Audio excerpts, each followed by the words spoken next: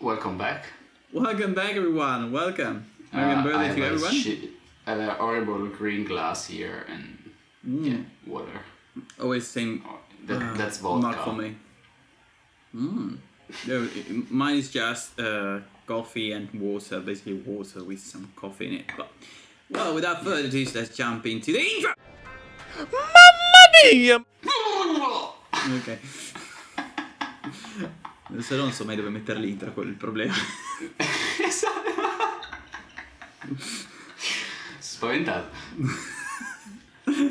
Okay, so welcome back. Today I'm here with my assistant that is not in the camera, but hey, say hi, my invisible friend. Fuck, I would be so stupid now. She showed up. okay, and I'll cut her out so no one will see her. Yeah. And you'll still look No crazy. No one will see you. No. Go away. You're fired. You want to say that in a long time, didn't you? Yeah. Finally. So I'm getting blind. I have this light. Yeah, me too. I think we posted on Instagram both how blinding our lights are. The next time we will wear sunglasses. Yeah, that's what I wanted to start with, okay? I would say, we can make this a bit unique by just wearing sunglasses. We should do it the next time. Wait a second. You have it there. So I will put it in my... Yeah, I have sunglasses here, and I'll place them onto my normal glasses so that I look even dumber than I already am. Okay. I have the clipping. Okay. Glass. Let's do. Hey. Okay. Welcome. Dum. We only see people filming. Okay, and now they can see. No, they can see the reflection. That's not good. Okay, that's one light. That's the other one. No, you can see the other one. But yeah, definitely not. No mirror shades for me today. I'll just get my retina fixed another time. It's nice now when we will post the podcast, people hearing us saying. Yeah, so basically I figured that each time we start off with good intentions and my phone is vibrating so much.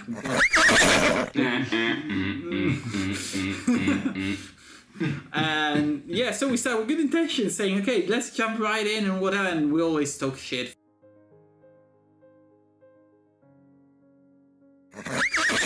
For 15 minutes or so, and you then run out of memory space, so we have to cut off. I finished. We can finish the video now. Okay, so fortunately this time you should have an USC, so we can do sort of a pit stop in the middle. Yeah.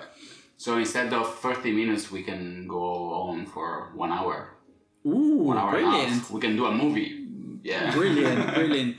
But yeah, so let's jump into today's topic, which would be, just to connect to last time, we talked about how we're changing our career, how we are trying to link our background to what we're going to do now, but in reality, the truth is we are studying a lot to get to what we want to end up. We are studying day on and day off, I would say. We're constantly updating, our databases, keeping, an eye on new information on the market, new trends, all this stuff. And so I figured we could talk a bit about basically how we are finding sources to study for example. In my case, possibly in your case, it's a bit easier for architecture and photography. There's a bit more in terms of even books and textbooks to study from. But for color grading, for example, there's just one book that's worldwide known as the Colorist Handbook, basically, and that's that one book that costs hundreds of dollars. I know there is another books that you can buy in a normal bibliothèque or whatever, where it's a book that you have to color with the pencils. You mean the one with the swear words on? Yeah, there's this magic pen that you can pass over the drawing and it change colors like very magic, and it's really nice. That could be a nice idea for a video, you know. Let's go the secret to color grading, and it's just myself. Yeah. The magic pen coloring. Yeah. We'll stay updated. Nice. Subscribe to the channel and hit the notification bell. We'll definitely do that video. Yeah. Possibly next Leave week. a comment if you want to do it. We should be together next week for a big shoot here in Italy. So in that case, we might do it together even. Yeah. Title: I teach Alessandro how to color grade, and I give you the text. Brilliant! I love this. Beautiful. Okay, but yeah. So jokes aside, finding sources to study from, finding professionals to take as an inspiration, as we talked last time, is a big topic. It can be quite difficult. So for me, possibly, it on one hand was a bit difficult to find textbooks, etc. But there's a lot of people doing it right now on YouTube, for example, with videos, etc. But on the other hand, the one thing I struggled with was to find some more professional, courses online or in-person courses, which were not just, the 2 days masterclass, which everybody's basically putting out nowadays. So they put out a 2 days masterclass in which they tell you, I'll tell you all the secrets to do all this good stuff and whatever. And you go there, you spend possibly thousands of dollars to just do those 2 days. And after those, you are left with maybe a notepad full of notes. Yeah. But basically, you're back to start. And so that's what I struggled most at the beginning. But what about you? Well, I think you had a bit of a different experience in these terms with dealing with photography. Yeah, in photography it's quite easy to find some solutions to start. For example, there are of course books, a lot of also photography books. I mean, not about technique, but image references. And there are workshops. It's full of workshops, full of people that's doing workshops or YouTube videos. A lot of people nowadays post videos teaching other people how to make photographs or how to edit in Lightroom or how to edit in Photoshop. And so it's full of stuff for sure. And but maybe there's too much stuff, because sometimes you hear an opinion from a photographer, and then on the other side you hear another opinion, and then if you don't have your style, if you don't have an idea how to do photography by yourself, it starts to become a bit confusing, because maybe some people say, no, to shoot the landscape you have to shoot with a full aperture, maybe 16 f16 or f8, whatever. And some other people say, no, I shoot in 2.8. And then you start to say, why you're fighting on those two things, for example. So maybe a lot of opinions start to collide. And but maybe it's a nice thing, because then you start to apply those things by yourself, and then you start to figure it out, your way to find your path. So I think there are this kind of unbalanced balance. Balance. Balance. Yeah. So basically, unbalanced balance. Of the balance. Yes. Yeah. So I would agree that there's a lot of I wouldn't say fight, for I don't actually see people fighting over topics, but so mismatched opinions, I would say. On every topic, I would say. I don't know if I talked about this in the first episode, but when I felt stuck at the university, I considered a lot of different possible paths for me. Okay. Which were all more or less involving creativity in a way. But for example, I thought about basically getting into cooking and basically possibly becoming a chef. Or that's another huge passion of mine. Me too. Yeah, exactly. So you know this. So I considered even becoming a chef for a short period of time, and I basically did my research also on that. And basically, in my experience with photography, video making, color grading, editing, cooking, possibly, for example, another passion of mine, you can see my guitars there. Basically, having guitars, which should be a quite technical thing, so quite straightforward. There are so many different opinions, and until you have a solid base, it's really difficult to understand. I wouldn't say who's right or who's wrong, but more what's right for you, maybe. Exactly, what's right for you? What's the best way for you to approach something? And that's, I think, something that can come only with practice. At least in my case, it was like that. So, color grading is the thing that I practice the most. And so, for example, one of the most iconic video styles, I would say, is bleach bypass. And there are a ton of ways to do it in digital. In film, it was done just in a way, which was actually bypassing the bleach bath. That's why bleach bypass. But in digital, there are at least 4 ways that I can think of, which can get you to a pretty similar result. And the differences are quite minor. There are literally nuances that you have to spot. If you have trained eye, you can spot if you have trained eye. So getting to realize what's the best way for you, and this is, of course, again, related to any specialty, I would say, is just something that can come with practice, but also with a lot of study. I mean, the more you study, the more ways you can find to do the same thing, the more opinions you can get, and then you can start to find what works best for you. For example, again, in color grading, there are people that like to do maybe incredibly huge node trees with even 30 nodes, and basically splitting the difference in each single node. Maybe even the primaries, they do one node for the contrast, one node for the color temperature, one node for the light balance, and people that do it all in the same nodes. For me, for example, I tend to do it all in the same node, except for some cases. And at the beginning you say, okay, but why one person is doing it in different nodes and why one is doing it in the same node? And with time you start to understand that there are consequences in the way you place the nodes, etc. But at the beginning it's just a matter of, okay, but why should I do it? And so this brings me to the second topic. So at first I think we both began by just watching YouTube videos, YouTube tutorials. I think that was the same. And with that, I have to say something.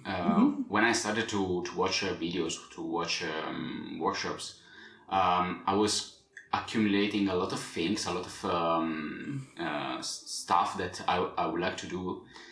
But at a certain point, I found a lot of things to learn, and then I never applied those things. And I was facing a big problem, because you start to accumulate the stuff and notions. Basically, or anyway, you start to accumulate stuff and learn a lot of things, and then in my case, when you have to go out and shoot, you don't remember those things, and that's a big problem for photography, for example, because in a workshop, usually if it's a good workshop, they treat a lot of arguments. It's not like how to shoot in low light and that's it. Maybe the guy that is running the workshop is start to talk about how to shoot landscapes, portraits, low light, daylight, how to set up the camera, how to edit photos, etc. So if you start to watch a full workshop and then you go out and shoot in photography, for example, you totally forget everything, because you can also take notes. You can watch the videos 100 times, but when you have to go out and shoot and try by yourself those things, it's totally different. So what I learned during these years studying and watching workshops is you have, of course, to keep watching those stuff, and maybe focus on one episode of this workshop, and or in one capital or chapter of a book, for example, and then go out and shoot. So read or watch something and then go out, because this it helped me a lot to improve myself, because otherwise you are spending money in nothing, because it's like to read a book and then go to make an exam in university just once, and it's impossible. It's kind of study thing, you know. When you study, you read a chapter, and then you repeat this chapter, or you take an exercise on this chapter. You are not reading the full book and then do the exam. It's impossible to improve. And I think also in color grading is quite similar, because you can watch all the tutorials on YouTube, or taking all the videos, workshop, school, whatever. But if you don't apply the thing that you are learning, it's impossible one day to have everything stuck in your mind and apply them in a video, for example. So I think when you do your lesson in DaVinci, you study you do a lesson on a specific topic, and then you make exercise on that. Yeah. So basically, I think that's again something that you can apply on possibly any topic. But yeah, that was the same for me. So at first, mainly because also I didn't have a powerful PC, so I could do only that much without the program to crash. But yeah, so I used to watch a ton of videos, and maybe a lot of look recreations, all this good stuff, and then maybe a week later I would go into DaVinci and try to do that. And at the very beginning, yes. Yeah, and I found myself basically going back to watch the video again, because every single note I didn't remember what it's doing. And also one thing I did at the beginning was to copy exactly what they were doing in the video, so that's one thing that I think at the beginning is a bit difficult, to learn the concept instead of the actual thing that they are doing. And that's something that actually I learn more in sports. So basically it's better to learn the concept, because once you learn that, then you can apply it in multiple situations. For example, in photography, but also while shooting videos. Other than learning that, I should use 2.8 for portraits, 1.4 for macros, or wide aperture for landscapes. You should learn the concept behind aperture in terms of how aperture influences the resulting image. Yeah. And then you can apply it to achieve what you want. So if I want a shallow depth of field, for example, in my case right now with the camera, I think it's set to 1.4 actually. So basically, I'm not so much far away from the background, and I still want it to be blurred. So I'm actually cranking the aperture. But that doesn't mean that I couldn't film this to 2.8 just by increasing the lights.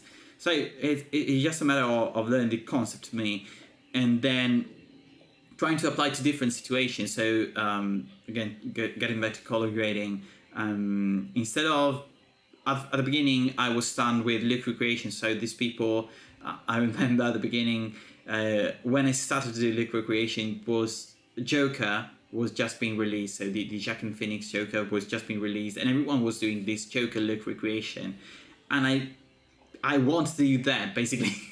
I just want to create that look, and nothing else mattered to me more than that. And so I spent days and days trying to do that.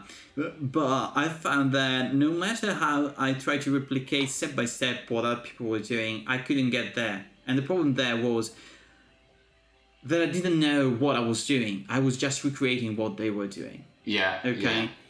Yeah. And that brought me to nothing. For you can basically copy someone, but if you don't know what you're doing, you don't know if what you're replicating is applicable to that specific situation. Maybe you have to do something different. Yes. You have to, move stuff around to make it work.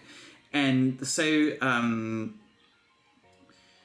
what stuck with me back then was, okay, I need to get a solid base before I do so. And that was probably something that helped me a lot for, I lost a bit of time in there. I think I lost at least a month trying to recreate all these melodies and whatever. But basically, bashing my head on the wall, I realized how important, how I lacked in terms of, how much stuff I lacked in terms of basics. And so how I wanted to, how I needed to solidify, to put strong base onto my my career. And that's what brought me from basically YouTube videos to a more professional education, which to me was a bit of a hit and miss. Well, unfortunately, I ended up spending a lot of money on an in-person course. Yeah. That left me a bit disappointed. Okay, I won't name names again. I don't like that. But what I'm trying to say here is that maybe you want to spend a lot of time researching what you're getting into. And in my case, basically, I was in a rush because the course was starting in October and I was in August. Yeah. So I basically had to submit my application form in like 2 weeks. So I had just 2 weeks, to contact people around to say, okay, have you done this? How was it, etc. Possibly even, COVID didn't help for basically all the second semester was during COVID. So it was the course got delayed, etc. But to me, what I found worked a lot was finding professionals in the industry that didn't do masterclass, but actual courses, even online courses. I mean, at first I thought, okay, I want to have someone in person to teach me, for being able to work with a professional that does this day in and day out. That is the best. But actually, I found that I'd rather work with someone a bit more skilled in terms of teaching and a bit more skilled in terms of experience with an online teaching, if that can help me improve better than working with someone in person that I wouldn't say is on my level already, but just a small step ahead of me. Okay. And I think this was basically the same for you with the workshops. I mean, finding the right workshop, for that. There's, as we said previously, there are a lot of people claiming to have the best masterclass around, but especially at the beginning when you don't have the solid knowledge to actually understand who's actually professional and who's just doing good Instagram photos, basically. That can be quite hard to find the right person to follow. Yeah, I have 6 minutes, so great. So I can start. Definitely. No problem. A good discussion.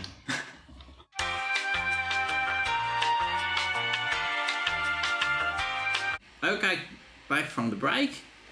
And if you notice some changes, there is a fail. I'm thinking one thing though. If you recorded till now in 24 FPS, I hope it won't be shit when I put it in 60. Okay, we'll see. We'll see. Oopsie. You did an oopsie. Mamma mia did an oopsie. This will be the title of this video. Mamma mia did an oopsie. We can do it again if you want. No, definitely. I like to keep this real. We have to show the struggles of being newcomers into this profession. Guys, I'm a photographer. I'm not a video maker, so sorry. Yeah.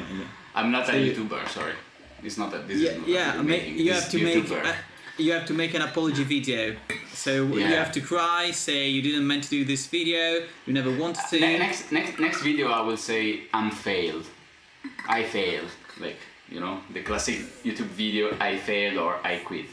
Yeah, you can try to do a speed run and beat that guy that did 29 seconds world record. I'm sorry, video makers. I'm sorry, YouTubers. No, but yeah, we were saying, going back to the reality. Yeah, in photography, I noticed a couple of things. First, yes, to find the right solution or the right workshop or book is not easy because maybe you trust some photographers online. They are selling their workshop and say, yeah, they are doing great photos, and so I will try to do their workshops. And but maybe while you're watching them, the workshop is shit. It's really crap. So yeah, beep. no. I would say beep by myself. And yeah, this is a really big problem for me because you're trusting, as you did it, you're trusting in someone, and then you're wasting your money. But in my case, I found a self-solution, let's say, because I noticed a lot of workshops are trying to be in some ways clickbait, because sometimes you can read the title of each video before to buy the workshop, and then you see like what's in my backpack or how to set up camera. So you start to notice that there are a lot of videos that are kind of good for people that doesn't know how to start to do photography, for example. But in my case, I already did some stuff previously to buy the workshop, so I was let's say in a mid-level, and when I bought some workshops, and a thing that I start to do is don't try to replicate what they are doing. At the beginning I was doing the same while I was watching YouTube videos. There was Peter McKinnon saying, yeah, you can try to shoot this case in this nice way, and I was trying to replicate also because to learn some techniques. But now with the workshops I'm trying to see behind the images. I'm trying to see what is the concept that stayed behind the images. So so not the how, but more the why, basically. Yeah, or why, exactly. not how they're doing it, but why they're doing it. Yeah, exactly. And for example, I start to understand a lot of things that I was completely ignoring. And one thing you teach me was I was always searching the sharpest image ever when I was shooting, but then you once said doesn't matter, because if the image is nice and is out of focus or there is a lot of noise in the image, for example, it's still nice. So one thing that I learned, and that's I think is the most important thing that I learned in photography by so far, is you need to think about the story that is behind the image or behind the photos shooting that you are doing, because when you think about the story, about why you are shooting this particular subject, that is a landscape, architecture, or person, whatever, you're not simply shooting the subject. It's not, you're not going there, shoot, and then go home because you did your job and it's finished, and you will get paid for that, of course. But if you want to do something that makes sense for you and also for other people, but mainly for you, is to find a way to express yourself with photography. And that is not possible if you start to copy other people, or if you start to copy also the style of editing of people. And for example, I see a lot of people that use a preset on Lightroom, and because it's sold online, and then you apply and say, yeah, I did the same picture as Peter McKinnon. No, and that was totally not clear for me at the beginning, because I was that guy that was using the preset. I was using the preset, and yeah, I did the great job. I'm the Peter McKinnon now. But then I start to understand that I have to find my way to express myself, and that was not possible copying people. And watching workshops, for example, I bought Steve McCurry workshop, and that was incredible useful for me, because of course you see Peter McKinnon, Steve McCurry shooting subjects or shooting portrait in some particular moments, in some particular lights, but it's not teaching you how to set up a camera to shoot in low light, for example, or to shoot a portrait in interiors. And maybe it says how to do it, but not like in a technical way. But it's nice to see how he make his own thoughts behind the image. For example, he says in one specific moment, shooting a person as a monk in a small room with just one window that's bringing light inside. He says that if you shoot in this particular way, in the way that he's shooting in this moment, it helps to create more emphasis, more drama to the picture, and so it's you can also use the texture behind the wall, because maybe it's a whole wall, and all these things are not technical. No one is teaching you in the book that says that you have to shoot in this way to have dramas. But in some ways, if you start to notice these things in the videos, you start to understand how to reach a specific feeling. Because in I think also with colors, when you do editing, we are trying to express something. It's not like I have to do this and I will do it in the basic way and then I deliver the image and it's done.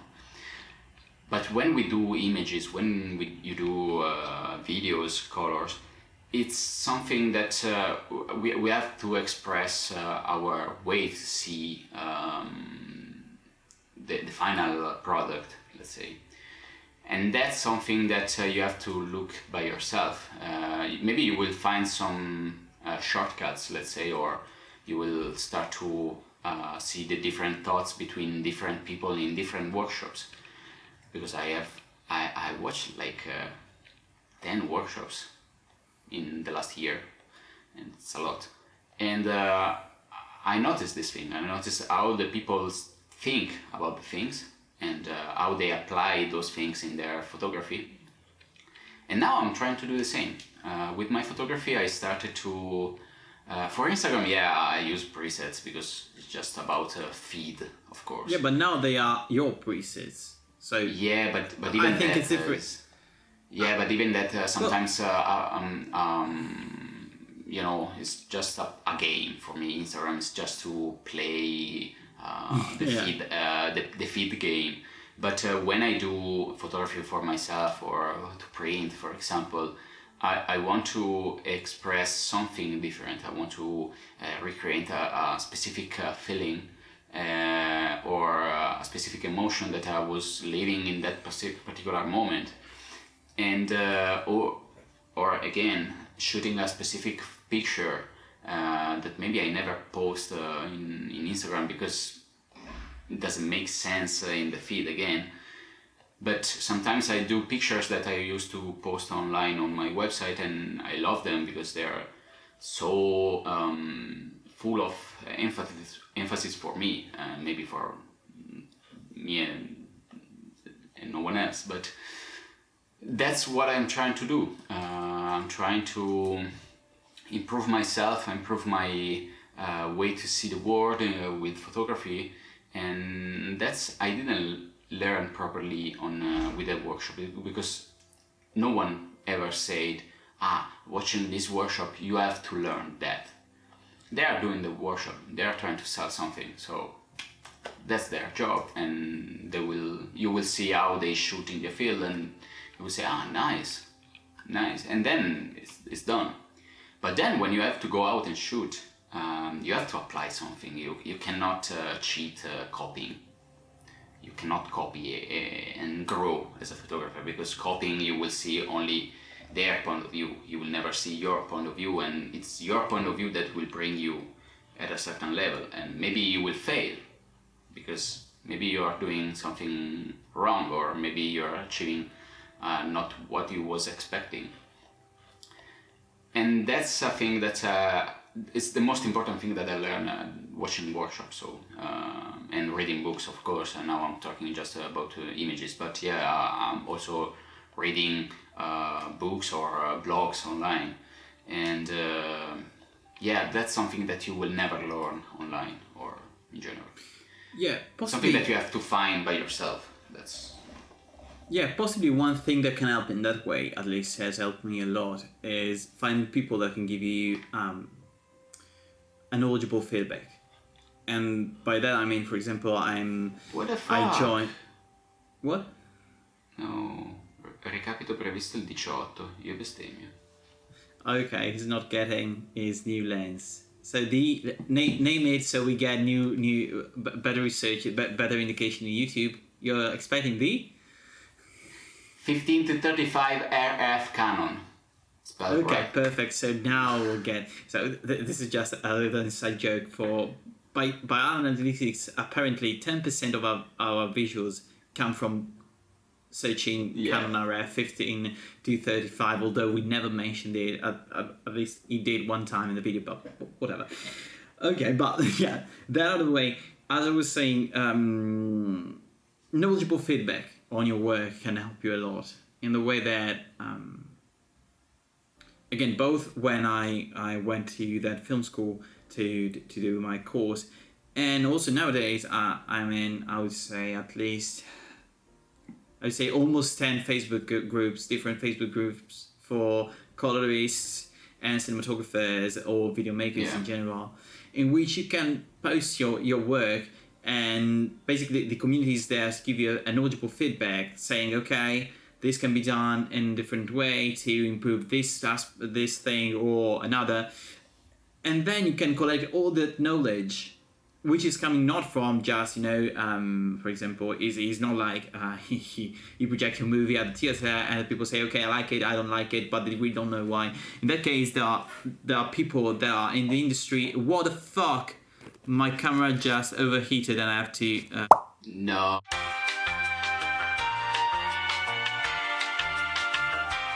So, my camera decided to melt down. And it's almost midnight, or almost. It's almost midnight. But I think we were talking about... yeah, I remember. Yeah, it's been, I think, half an hour since last clip. But basically, I'm in, I would say, like 10 Facebook groups for... Fuck, I have to sneeze.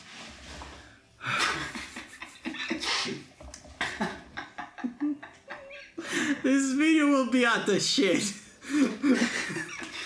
That will be more. Fuck! Basta. Bello, il tuo culo in primo piano. Basta! Dai, siediti. Io non taglio niente di sta roba. Che mette tutto su. Cioè, lui non taglia. Come non taglia, sa? Io non ho sbatto di tagliare. Non la sbatti. Okay, but yeah. So feedback to me is crucial to have to be able to improve. So finding professionals that can help you and teach you, not by saying, okay, you have to do this and this and this, but just giving actual feedback on your work. And to me, the best solution was to actually find an online course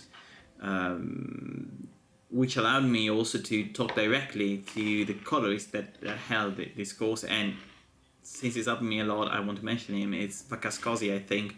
I talked about him last time. And so the other topic is finding people that are good at what they do, but that they're also good at teaching what they do. That's the other big point to me. For you can be incredibly talented and incredibly good at what you do, but that doesn't mean that you're also good at teaching. So, and that's possibly why, sorry, why after some time I decided to start teaching myself for, and that's, I think that might sound arrogant, but during high school years and university years, I spent a lot of time teaching other students, and I always had a very positive feedback. And to me, at least, a big problem in this industry is that it's very closed. It's very difficult to get in by two reasons. First of all, not many people actually know that this industry exists. I mean, you watch films and you say, okay, there's the director, there are the actors, and maybe there's a cameraman, but you don't know about the colorists, editors, sound designers, VFX artists, all these amazing people that are behind the product. All the people that stays in at the end of a movie, no? Yeah. So you might have, 5 minutes of rolling credits, and you really care about all the people, those people. But just for example, there's a person on the set which is called oh god, I don't know how it's called in English, but basically that's the production assistant, I think it's called in English. So there's the one person that has to make sure that everything stays consistent during a scene. For example, if I have a cup of water that is half full, that has to be half full in each shot. And if I drink a sip from that sip has to relate to the amount of water that is decreasing from the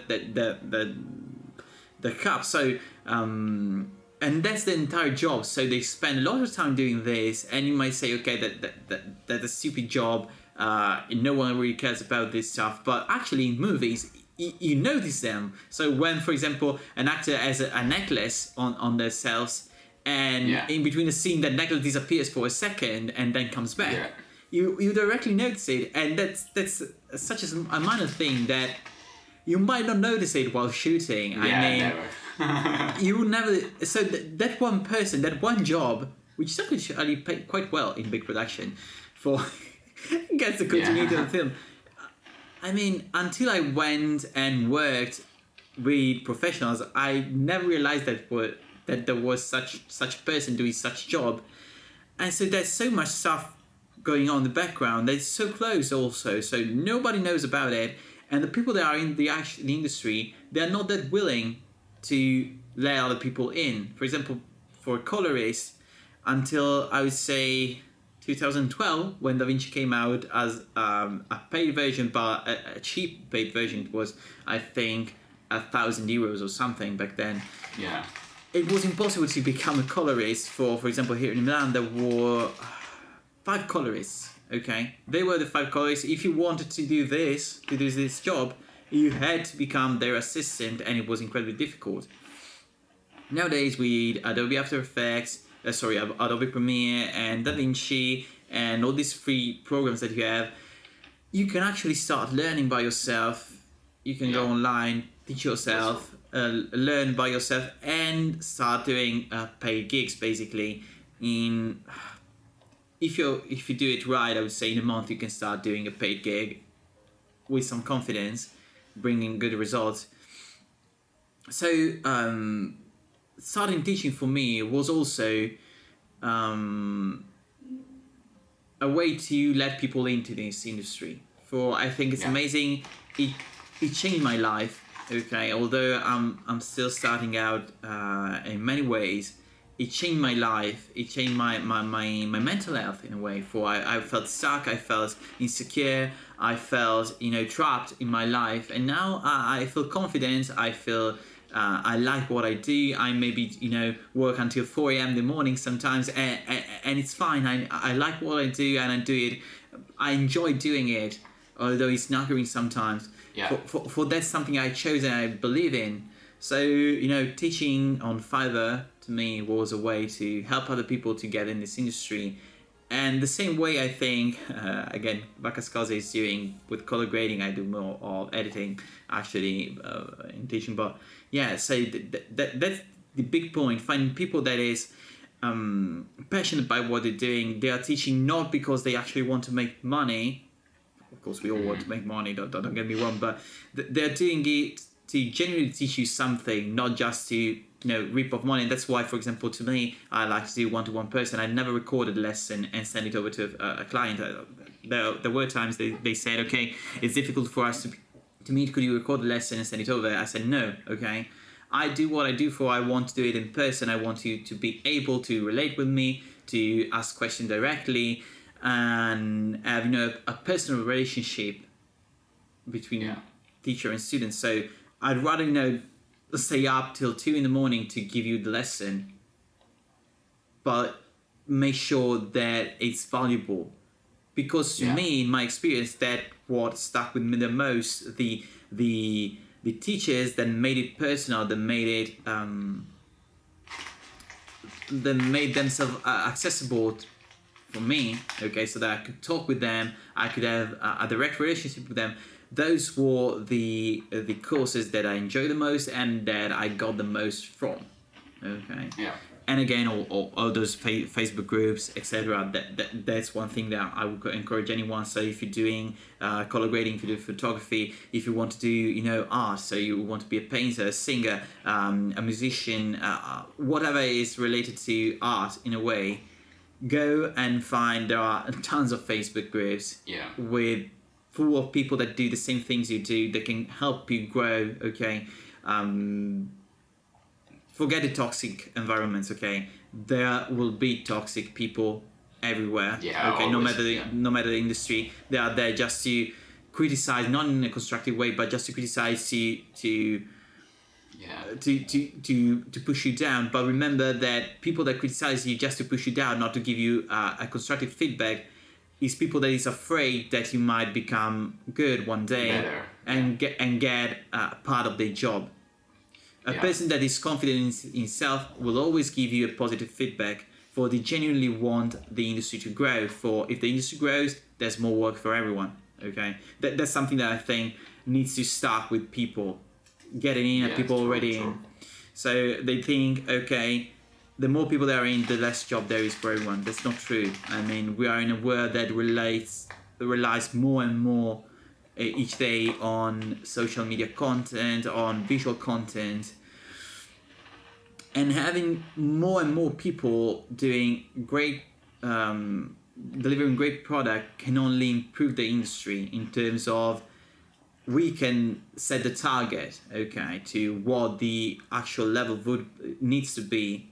And basically we can push off everything that's not good enough for the industry and basically raise the standard, but also make more work for everyone. For once the standard is up, people want that standard and so go to professionals, but also that they can find the person that's nearby, and so that becomes accessible to everyone. So that means there's more work for everyone.